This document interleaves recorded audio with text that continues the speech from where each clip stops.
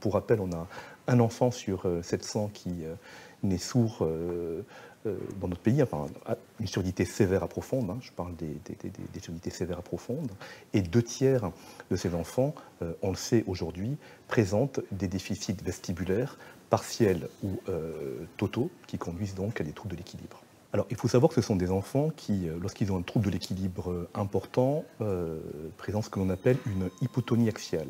Donc, ce sont des enfants qui déjà ont un retard d'acquisition de la motricité, qui se traduit par un retard d'acquisition de la station assise, de la tenue debout et même d'acquisition de la marche. Donc on est déjà à ce niveau-là à développer des stratégies pour aider l'enfant à marcher et puis ensuite plus tard à faire de la bicyclette, à taper dans un ballon et développer ses praxies motrices en général.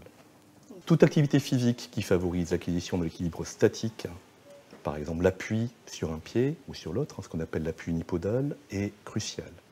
Toute activité physique qui permettra le développement de l'équilibre dynamique, donc courir, se retourner, attraper un ballon, etc., sera également très importante pour les enfants qui ont un déficit vestibulaire, donc un déficit de l'oreille interne qui engendre des troubles de l'équilibre. En effet, ces enfants ont également des troubles neurovisuels.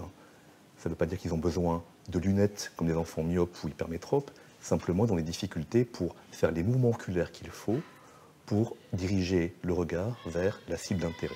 Et on peut travailler ça avec l'activité physique adaptée.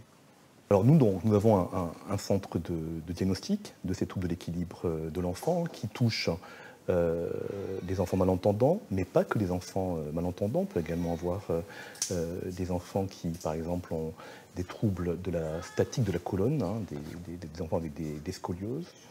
Et donc, on fait des diagnostics et on a également des séances de prise en charge, hein, de rééducation, où on analyse le contournement d'obstacles, la prise de ballon, les praxies, etc., la marche en ligne droite, montée d'escalier, etc. Donc on peut tout à fait imaginer que, outre donc, la phase diagnostique, il puisse y avoir cette prise en charge en kinésithérapie qui soit ensuite relayée par de l'activité physique.